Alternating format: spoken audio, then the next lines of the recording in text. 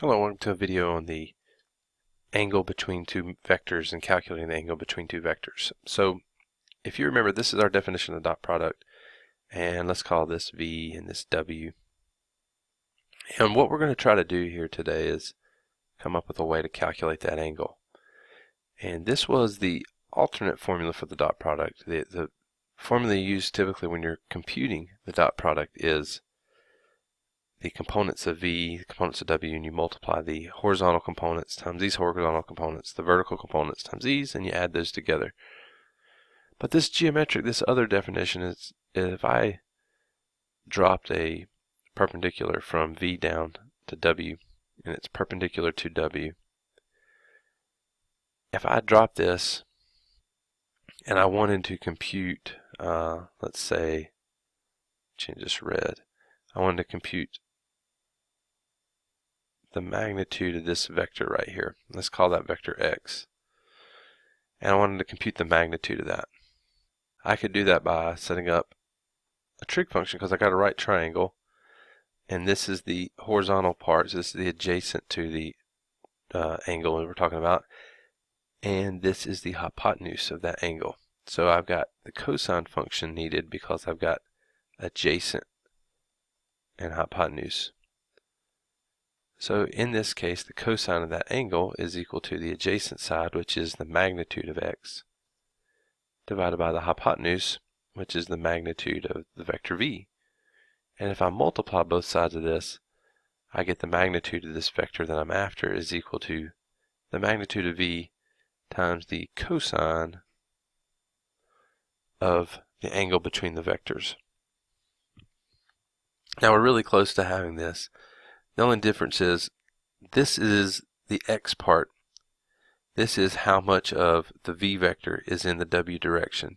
You know, if I'm computing the ij components, if you will, of v, x, all the magnitude of x is just the length of the I vector that's getting us, in this case because w is horizontal. It's not always that way, but it is in this case because it's just when I rotate it down to where theta is coming off of a positive w. This is just the horizontal component that gets me to v from, starting at that common endpoint that they have. So it's in the direction of w, but we're going to multiply by w, the magnitude of w that is, and we'll get this thing just so we can kind of see what the dot product is. If I multiply both sides of this by the magnitude of w, I'll get the magnitude of x times the magnitude of w equals the magnitude of v times the magnitude of w, and I'm squeezing it in there on that right side so we can see that that's where the dot product is coming from. So this alternate definition of the dot product, what it is it's the part of the v vector that's in the direction of the other vector that's in that same direction. It's the part of that multiplied by all of the w direction, the w vector.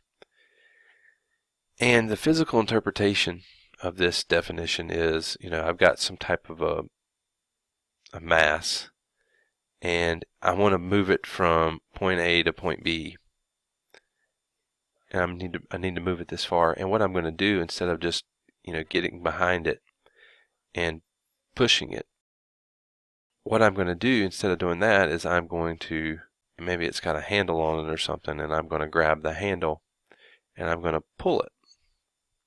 But instead of pulling it directly out in front, I'm pulling it upward at an angle, from the center of the mass. I'm pulling it at some angle, and the distance that I pull it down here, that's like the magnitude of w. Like this whole entire distance is like the magnitude of w.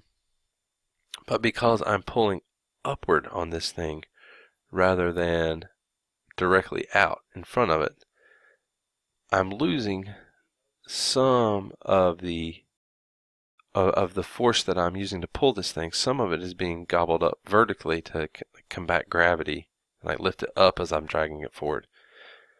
And so only part of this, let me kind of scale my vector down to make it match up.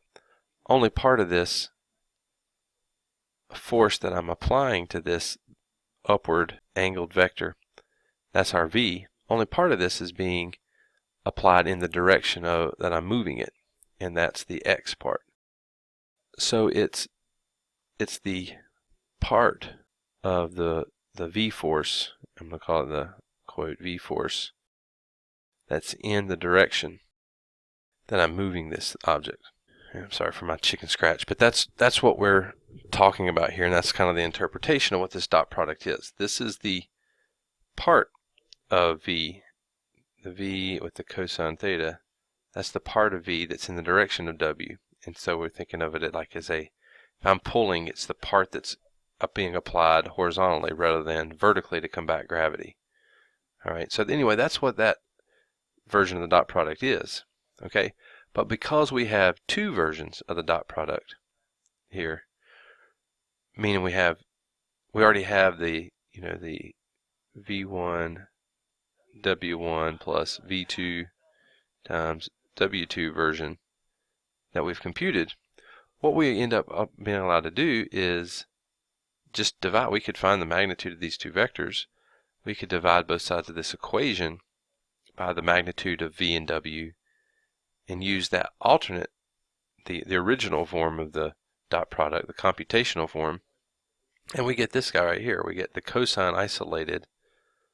It's the dot product divided by those two magnitudes. And in this case, we'll use that computational definition of the dot product to compute this numerator, and that will allow us to have a number on the top. We can compute the magnitudes, have a number on the bottom. That's the cosine of the angle, and then we can just use arc cosine to come up with the actual angle. So that's how we're going to do it. We're using that physical interpretation of the dot product, and that brings an angle into it, whereas the other definition doesn't bring an angle into it at all. This one does, and because we do have two versions of the definition, we kind of combine them together to come up with this angle. All right, let's do one real quick and make sure we understand. So I want to find the angle between these two vectors and then round to the nearest tenth of a degree. So let's draw them real quick. So here is 1, 2, 3, 4i, and then minus 1, 2, 3j. So write 4 down 3, so that's 4i minus 3j, so that's my vector v. And then this is right 1 up 2, so I, and then 1j, 2j, so this is my vector w. All right, and what we're trying to do is compute the angle right here between them. So it says that we need to take the dot product of these two. So I'm going to do that first, v dot w. That's the horizontal components multiplied together. So 4 times 1, remember this is a 1i, so 4 times 1 plus negative 3 times positive 2. So that's going to be 4 plus negative 6, so the dot product is negative 2.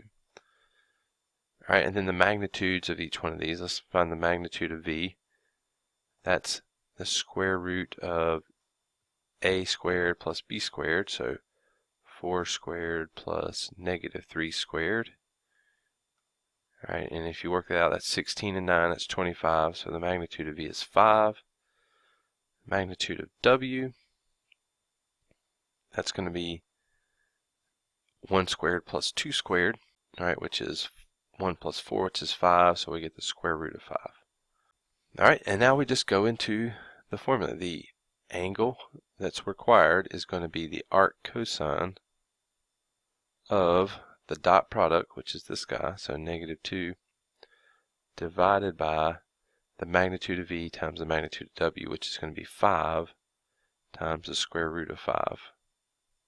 All right, and then it tells us to round this thing to the nearest tenth, so I'm going to approximate it, and it wants degrees, so make sure you are in degree mode here if you're going to do this. And then the arc cosine of negative 2 over parentheses 5 times the square root of 5. Close parentheses is 100.3 degrees roughly. So there's our angle that we computed right there. All right, so that's how we use it. We just do it in pieces, there's actually 3 things that we have to compute here. 1, 2, 3, and then once we get those, we can go straight into the arc cosine with those, and we've got our angle. Alright, just round it if it doesn't end up being a special angle. Alright, and then because of this interpretation like we talked about here of what these two are, if we come down perpendicular, it's the part of v vector that's on the w vector, and it's you can kind of think of it like a light shining down. That's what it shows in a lot of these videos. The light shining down perpendicular to w, and it's hitting v and it's creating a shadow. It's like v's shadow on w, and that's what this x is. The part of v that's in the direction of w is a part of the interpretation of what the dot product is geometrically. Well, think about this. What if v and w were orthogonal, meaning that they were 90 degrees? Well, if I had a light shining down on top of this, what would the shadow be on the other vector? I mean, it would be non-existent. It would just go away. All right. Now, that's part of it, but the other big part of it is, what's the cosine of 90 degrees? All right. The angle between these two vectors. The cosine of 90 is 0. All right. It's the x coordinate at 90 degrees. If you remember your unit circle, if you're at 90 degrees, that's the point 0, 1. So the x coordinate is 0. And it makes sense. There's not going to be any part of v in the direction of w when they are orthogonal. It's going to be just a point, and a point has no width. It's 0. So the cosine is 0, so the dot product will be 0. So if you're ever asked, are these two vectors orthogonal, all you have to do is, you don't have to compute the angle between them. You just need to find their dot product and see if it's 0. So I would have 2 times 6, right? That's the horizontal components, and then plus 3 times negative 4. That's the vertical components right there, and that's 12 plus negative 12, which is indeed 0. So yes, these are orthogonal.